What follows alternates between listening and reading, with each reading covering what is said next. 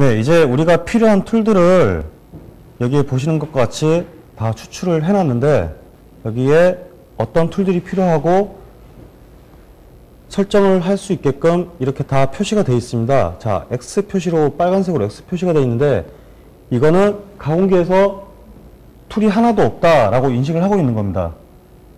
그래서 우리가 설정을 할 때 그 가공기 뚜껑을 열고 가공기를 전면으로 봤을 때 왼쪽부터 1번, 2번, 3번, 4번 해서 15개까지 툴을 장착을 하실 수가 있습니다. 자, 그래서 여기 보시는 것 같이 첫 번째 스파이럴 드릴 1.5mm를 1번에다가 선택을 하시면은 얘가 인식을 하는 겁니다. 그렇게 되면은 아이콘이 밑에와 다르게 녹색으로 V자 표시가 되죠. 자, 이런 식으로 선택을 하실 수가 있는데 문제는 여기 1번에다가 소프트웨어에서는 스파이럴 드릴 1.5mm를 설정을 했지만 내가 실제 가공기에다가 뭐 1mm를 장착을 했다 라고 해서 얘가 1mm로 인식을 하는 건 아닙니다. 그 툴을 인식할 수 있는 센서가 없기 때문에 그걸 인식할 수 없어서 무조건 여기 소프트웨어에서 인식을 시켜준 그대로를 얘는 받아들이는 겁니다. 그래서 항상 장착을 하실 때는 소프트웨어를 보시면서 실제 이 툴을 그 자리에다가 그대로 장착을 해 주셔야지만 바른 작업이 될 수가 있겠죠. 나중에 뭐 1.5mm를 장착을 했다라고 했는데 뭐 실질적으로 1mm를 장착을 했다라고 하면은 나중에 부품이 안 꽂히는 그런 현상이 있을 수 있으니까 이거는 어떻게든 주의를 해서 잘 장착을 해 주셔야 되는 겁니다. 자, 나머지도 마찬가지로 이렇게 다 선택을 해 주시고요. 물론 요거 하나하나 선택을 하실 때는 가공기에다가 이 번호 그대로 툴을 장착을 하시면서 선택을 하시는 게 나중에 실수도 없고 좋습니다.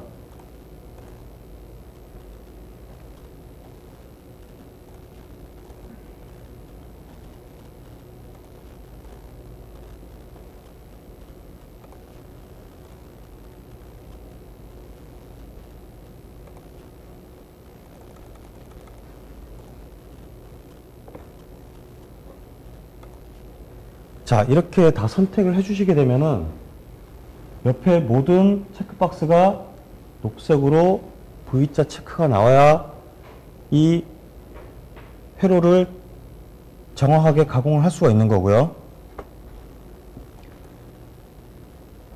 자, 옆에 보시면은 툴 라이프라고 해서 뭐 퍼센테이지가 나오는데 이거는 이 툴에 대한 수명을 자동으로 체크를 해주는 기능입니다.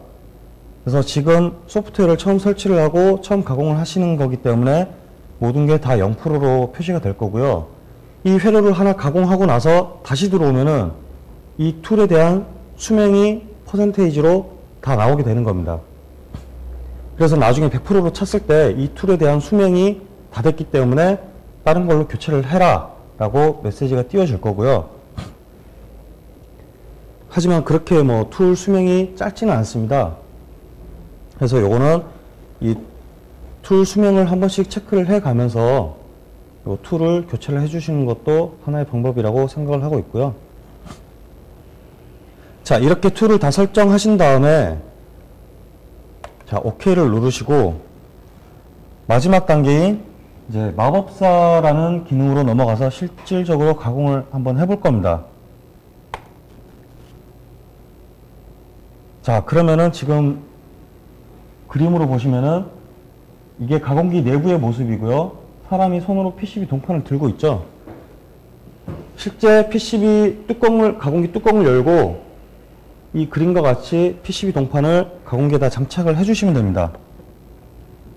장착을 하신 다음에는 물론 가공기 뚜껑은 닫아야지만 가공을 하실 때 에러 발생이 안 되겠죠. 가공기에는 안전 센서가 장착이 되어 있기 때문에 뚜껑이 열린 상태에서는 절대로 가공을 하지를 않습니다. 자, 장착을 하시고 뚜껑을 닫으신 다음에 스타트를 눌러주시면은 자, 다음 단계인 매터리얼 세팅이라고 해서 재료에 대한 데이터 값을 입력을 해 주시는 겁니다. 얘도 마찬가지로 한번 입력을 해 주시게 되면은 뭐 두 번 다시는 재료가 바뀌지 않는 이상 설정을 하실 필요가 없어요. 얘는 모든 데이터를 한번 했던 데이터들은 어느 정도 다 기억을 하고 있습니다. 컴퓨터를 껐다가 키셔도 다 기억을 하고 있어요. 아까 툴도 마찬가지예요.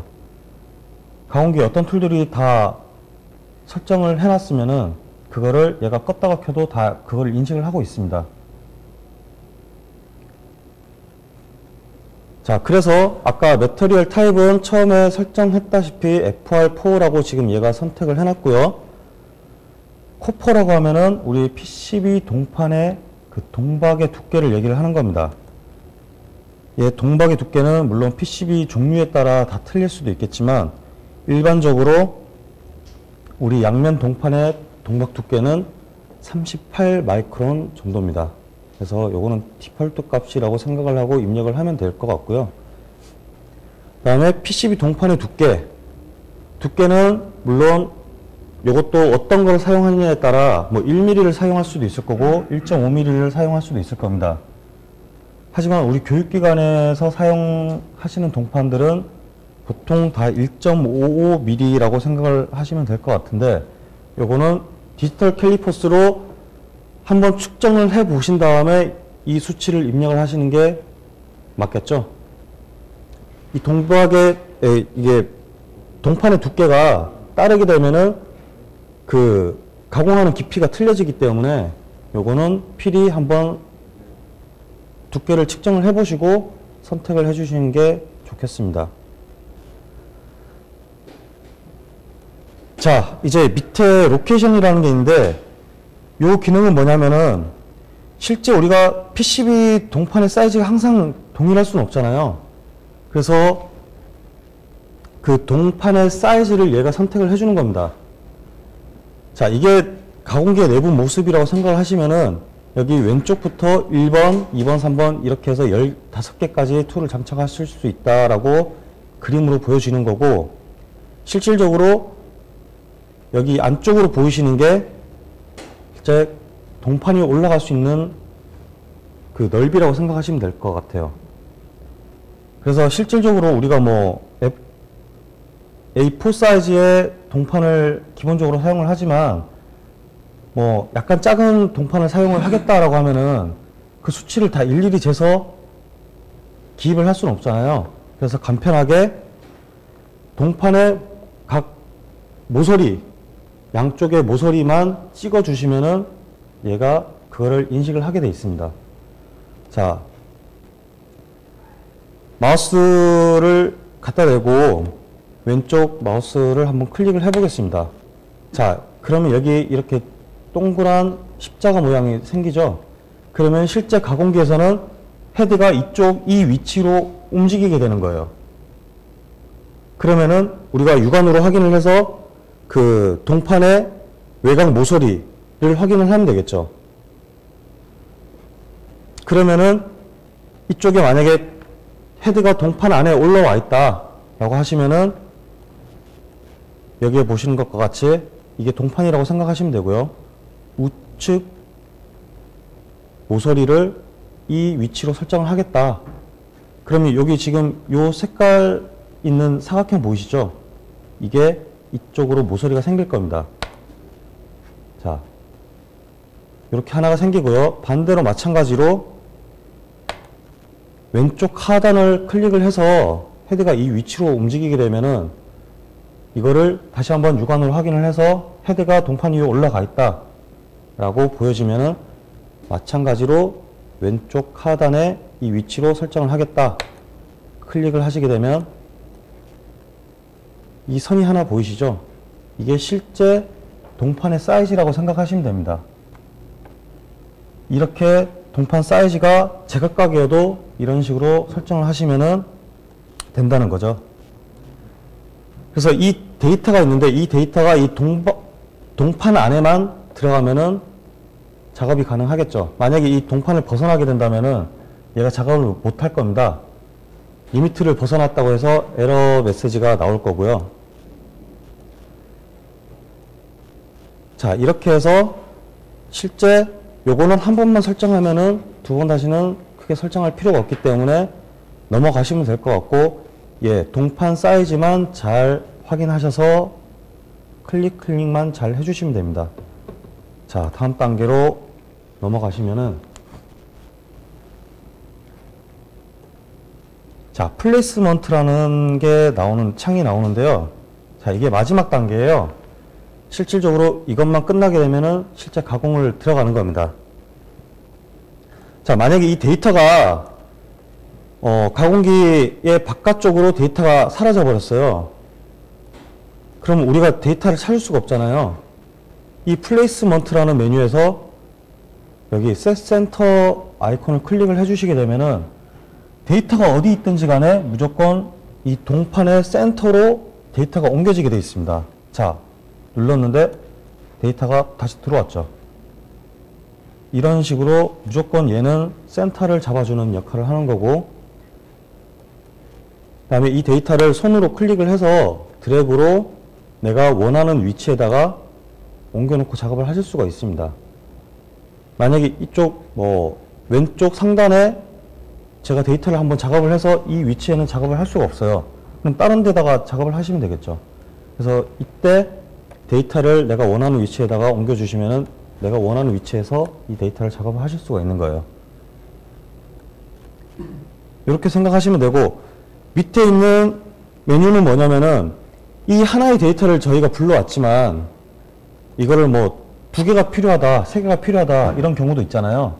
그럴 때 이 데이터를 똑같게 복사를 해주는 기능입니다. 자, X축 가로겠죠? 가로로 2를 선택을 하시고 생성을 해주시면은 똑같은 데이터가 두 개가 생기는 겁니다. 자, 하지만 여기 보시면은 피듀셜 인식마크 데이터가 붙어 있죠? 붙어 있으면 나중에 인식마크를 제대로 인식을 못하기 때문에 약 5mm 정도를 간격을 두는 겁니다. 간격을 두고 다시 어플리를 하면은 이만큼 간격이 띄워지겠죠. 이 정도 간격을 띄워주셔야지만 나중에 작업을 하시더라도 똑같은 데이터가 겹치지 않고 분리가 돼서 정확하게 작업을 하실 수가 있는 거예요. 물론 1mm, 2mm, 3mm 이렇게 띄우셔도 상관은 없는데 기본적으로 한 디폴트 값은 한 5mm는 띄워주셔야지만 안정적으로 작업을 하실 수가 있는 겁니다. 마찬가지로 Y도 두 개로 만들겠다 라고 하시면은 똑같게 이렇게 두 개로 하시고 생성을 해주시면은 데이터가 4개가 되겠죠. 가로 2개, 세로 2개 이런 식으로 해서 똑같은 데이터가 4개가 나타나게 되는 겁니다. 하지만 우리는 똑같은 데이터가 필요가 없기 때문에 단 하나로 작업을 하게 될 겁니다. 자, 여기에서 내가 원하는 만큼 수량을 입력을 해서 생성을 해주시면 되고요. 저는 하나만 할 거기 때문에 여기에서 Continue를 누르시게 되면은 실질적으로 세이브 할 거냐, 이 파일에 대한 저장을 할 거냐 말 거냐, yes 하시고 저장을 하시면 될 거고, 저는 안 할 거면은 no를 클릭하시고 놔주시면은 얘가 자동으로 알아서 툴을 물고 한쪽 면을 다 작업을 할 겁니다. 이 한쪽 면이 작업이 다 끝나고 나면은 여기 동영상에서 사람이 PCB 동판을 들고 약간 이런 모습을 취하고 있을 거예요. 이건 뭘까요? 한쪽 면 끝났으니까 동판을 뒤집어라 라고 해주는 겁니다. 동영상으로 나타내줘요. 그러면 그때 와서 뚜껑을 열고 동판 한번 뒤집은 다음에 다시 한번 스타트를 누르시면은 얘가 인식 마크를 인식을 하고 그만큼 보정값을 보정을 해서 다시 한쪽 면을 마무리를 해주는 겁니다. 그렇게 되면은 결과물이 나오겠죠. 지금 속도가 굉장히 빠른데 얘는 지금 가상으로 연결이 되어 있기 때문에 속도가 좀 빠른 겁니다. 자, 이런 식으로 하시면은 나중에 결과물을 보실 수가 있어요. 자, 지금은 우리가 그걸 볼 수가 없기 때문에 실제 가공기가 어떻게 가공을 하는지 한번 동영상으로 보겠습니다.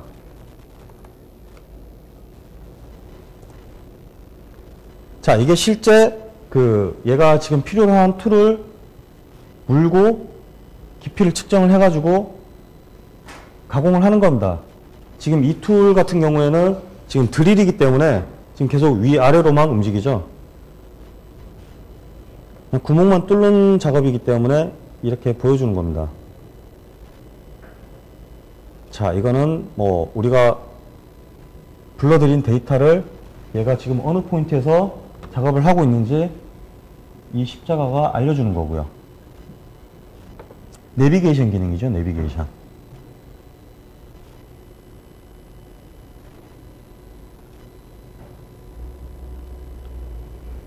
그리고 이 화면 같은 경우는 이제 전체 공정에 있어서 한 공정이 이만큼 진행되고 있다라고 보여주는 거고,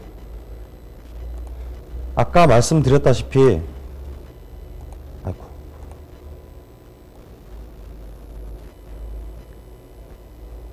한쪽 면이 끝나게 되면은 이런 식으로 사람이 동판을 들고 있을 겁니다. 이때 와서 동판을 뒤집어 주시면 돼요. 그렇게 되면은 사람이 별로 할 게 없겠죠.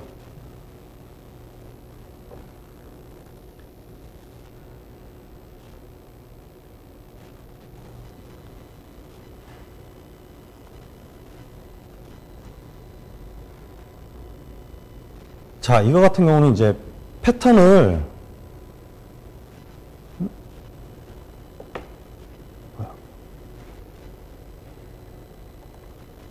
자, 얘는 소프트웨어는 이제 좀 끄겠습니다. 여기서 보여줄 수 있는 거는 다 봤기 때문에. 자,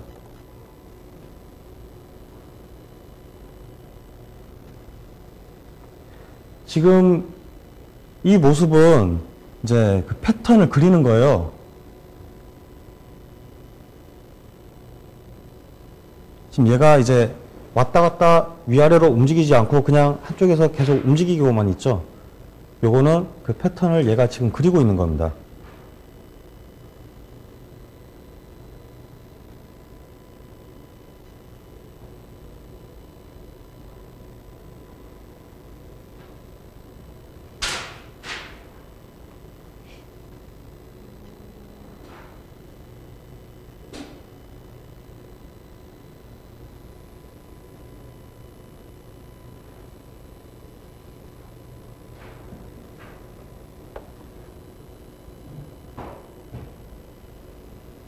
자, 이렇게 하면은 작업이 다 끝났다라고 보여주는 거고요. 이렇게 하시면은 실제 결과물을 보실 수가 있을 겁니다.